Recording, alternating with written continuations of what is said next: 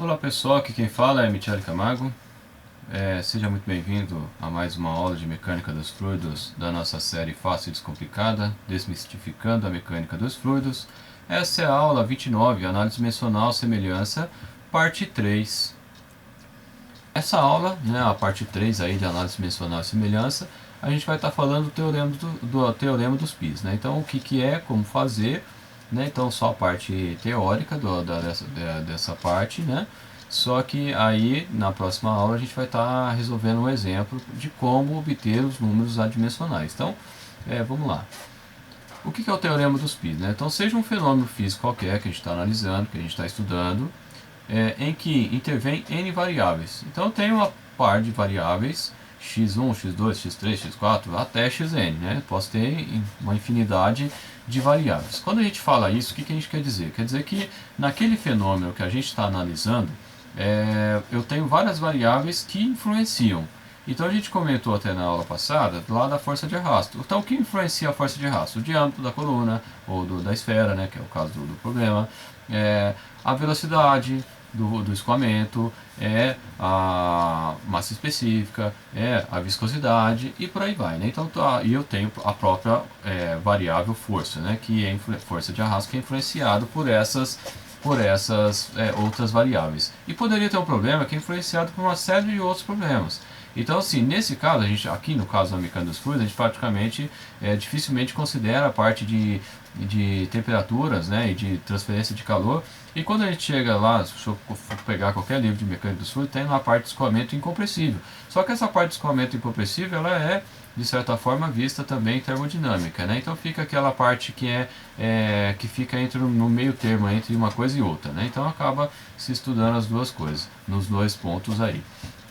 Então, quando eu falo isso, né, eu tenho várias. Então, eu poderia estar considerando nesse exemplo até o fator temperatura. Porque a temperatura ela influencia tanto a massa específica quanto a viscosidade. No caso dos líquidos, a temperatura ela diminui a viscosidade. Né? Então o líquido ele fica menos viscoso, ou seja, fica mais fácil de escoar com uma temperatura maior. No caso do óleo de motor, né? Você pega o óleo de motor na temperatura ambiente, ele é de um jeito, e quando ele aquece ele fica mais fininho. Né? Então ele tem esse, né, na hora do projeto do óleo, né, os engenheiros químicos lá analisam essas questões também, né, que de acordo com a necessidade que o motor tem, né, o motor ou o equipamento de modo geral que utiliza aquele óleo. Também a temperatura vai influenciar a massa específica, né? Porque a massa específica é a massa dividida por volume. A temperatura vai aumentar o volume, né? Porque eu tenho a dilatação, então a massa específica também diminui. Então eu poderia acrescentar mais uma outra variável aí no caso da força de arrasto, mas nós não estamos considerando, estamos imaginando que a temperatura ela é constante, ou, né, o aumento dela é desprezado, né, o aumento ou a diminuição da temperatura é desprezível. Né? Então não entraria no nosso caso. Bom, voltamos aqui então, nós estamos só na primeira linha. Hein? Então, um fenômeno físico em que intervém N variáveis, x1, x interligadas por uma função. Qual função? Aí vai depender do caso, né, do fenômeno. Então eu vou ter a função x1, x2, x3 até xn igual a zero. Quando a gente coloca essa anotação, se de repente você tem uma certa dificuldade, ou vamos dizer assim, não entende muito bem essa anotação, aqui eu estou, aqui no caso lá do exemplo da força de arrasto, a gente fala, força de arrasto é igual a alguma coisa, né, vai ter, né, as variáveis lá que a gente comentou agora há pouco. Né, velocidade ao quadrado, não sei o que e tal, aí vai depender, né, do tipo de problema. Enfim, mas quando eu coloco, né, inclusive a força de arrasto, que é o que eu estou analisando, né, na representação dentro da função, aí fica a função, aquela variável que eu estou analisando, que é a força de arrasto, tudo isso entre parênteses igual a zero. Quer dizer que a função, né, que eu estou de análise também está dentro da minha funçãozinha, digamos assim. É mais uma questão de notação, de notação matemática apenas, né? Bom, continuando. Então demonstra-se que existe uma outra função. Então eu tenho aquela função original e eu passo a ter uma outra função, agora uma função φ, onde eu tenho os números adimensionais π1, π2, π3 e vai embora, πn igual a zero, rigorosamente equivalente à anterior para o estudo do fenômeno indicado. Então veja, eu vou criar, vou ter, né, para uma determinada função, eu vou ter uma outra função, só que ao invés de eu ter várias grandezas ou variáveis que influenciam aquele fenômeno, dimensionais, ou seja, viscosidade, massa específica, velocidade e assim por diante, eu vou ter várias outras números adimensionais. A gente já viu lá na aula anterior que a quantidade de variáveis vai diminuir, né, no caso. Só que agora essas variáveis são adimensionais, ou seja, não tem unidades, e eu diminuo, né, a quantidade. Com esse recurso, para que eu faço isso? Faço para diminuir a quantidade de variáveis e ficar mais fácil as relações. Então, ao invés de a gente trabalhar com massa específica, viscosidade, etc., né, a gente vai trabalhar com π1, π2, π3, e depende do caso vai ganhar alguns nomes aí, número de Reynolds, né, coeficiente de arrasto e por aí vai, né? Então vai depender do tipo de um número. Ele ganhou um nome especial quando ele é bastante usual dentro de um determinado dentro de um determinado contexto. Bom, continuando, né? Então essa função, nova função adimensional, ela vai representar equivalentemente o fenômeno, rigorosamente, não muda nada, então o comportamento vai ser o mesmo. E o que eu vou ter? Os π e, né, que eu não sei quantos são, que vai depender, a gente vai ver daqui a pouquinho, são números adimensionais independentes, ou seja, um não depende do outro, né? Construídos por combinações adequadas das n variáveis ou grandezas que intervêm no fenômeno. Então esse número adimensional estará relacionado com as variáveis originais. E tem que ser, porque eles são rigorosamente equivalentes, então eles têm que estar relacionados de alguma forma. Se você assistiu à aula anterior, que a gente falou das vantagens, né, o que é o número adimensional e qual a vantagem do seu uso, no finalzinho da aula a gente apresentou dois números adimensionais, π1 e π2, e fizemos um gráfico, mostramos um gráfico lá, né? E nesse caso a gente mostrou a relação entre π1 e π2 através de gráfico. E esses, né, tinha lá π1 é igual a ρ, d, não sei o que lá mais, não lembro agora de cabeça. Então assim, a gente apresentou inclusive qual era o π e como ele era definido, né? Então essa é a grande sacada aqui desse recurso. Bom, o teorema continuando então, onde, né, continuando lá na sequência que a gente falou anteriormente. A quantidade de números adimensionais, que a gente vai chamar de M, né, M de Maria, vai ser o número de variáveis adimensionais que eu vou ter no meu problema estudado, no meu fenômeno estudado. Eu determino como N, que é o número de variáveis que eu tenho no meu problema, dimensionais, a massa específica, a viscosidade, velocidade, força, etc., menos o R. O que vai ser então o R? O R, ele é o número de grandezas fundamentais contidas na grandeza do fenômeno. Então, no caso aqui, a gente falou na primeira aula desse assunto lá, de números adimensionais, a gente, se não me engano, na aula 27, a gente falou lá das grandezas fundamentais, né, e das grandezas derivadas.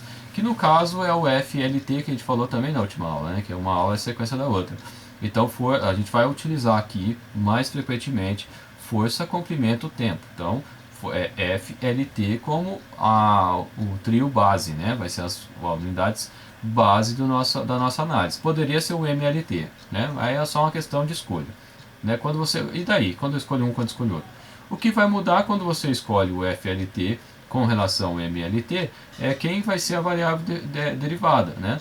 Quando eu escolho força, quem vai ser derivado é a massa. Se eu escolho massa, quem vai ser o derivado vai ser a força. É só uma diferença de nomenclatura, não muda nada em termos de análise.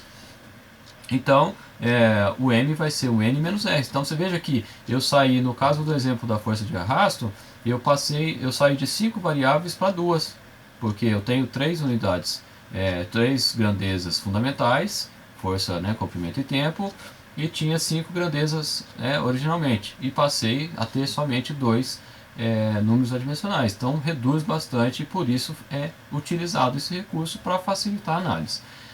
Continuando, os adimensionais são obtidos pela expressão do tipo. Então eu vou ter π1 vai ser o quê? x1 elevado a alfa 1 vezes x2 elevado a alfa 2 vezes xr, que eu não sei quantos são, elevado a alfa r vezes xr mais 1. Da mesma forma, π2, você vê que é x1 beta 1, x2 elevado a beta 2, xr elevado a beta r, vezes xr mais 2. E assim por diante eu vou ter quantos números adimensionais forem necessários, dependendo daquela relação que a gente acabou de falar ali da continha do m. Veja que à medida que eu tenho π1, π2, π3, o que vai mudar, né, o x, a variável que a gente vai escolher, né, que a gente vai estar falando ali, mais específico, escolher mais específico como primeira variável da minha que seria o meu x1, vai ser mais específica em todos os π's, digamos assim, elevado a um determinado expoente. Então o alfa 1, o beta 1, o teta 1 que está ali no final, é justamente os coeficientes que podem mudar. Pode ser 1, pode ser 0, pode ser menos 1, pode ser menos 3. Aí depende, óbvio, do número adimensional. A gente vai estar fazendo um exemplo aí para estar mostrando isso. Continuando, né? Então nota-se que para um determinado fenômeno, até repetir aqui em cima, né, aquela equaçãozinha que a gente colocou anteriormente. Então nota-se que para um determinado fenômeno, em todos os adimensionais, os primeiros r fatores são os mesmos, com exceção do expoente. Então alfa 1, beta 1, teta 1 e assim por diante serão diferentes. Não pode ser iguais, porque senão o número adimensional vai ser o mesmo, né? Então ele vai ser diferente mesmo. Esse conjunto de R fatores são chamados de base das grandezas envolvidas no fenômeno. Então vamos voltar à história da força de arrasto que a gente estava falando. Então a gente tinha força, a gente tinha massa específica, a gente tinha viscosidade, a gente tinha diâmetro e tinha velocidade. Essas cinco variáveis. Então eu vou escolher, dentre essas 5 variáveis, quais serão as 3 que serão base para a montagem dos meus números adimensionais. Então aí a gente vai falar, daqui a pouquinho a gente vai falar como fazer ou qual seria a melhor maneira de se escolher esses números adimensionais. Bom, aí o que acontece? Vai sobrar um, né? Porque eu tenho 3, né, que são as bases, e no caso aqui vão sobrar mais duas.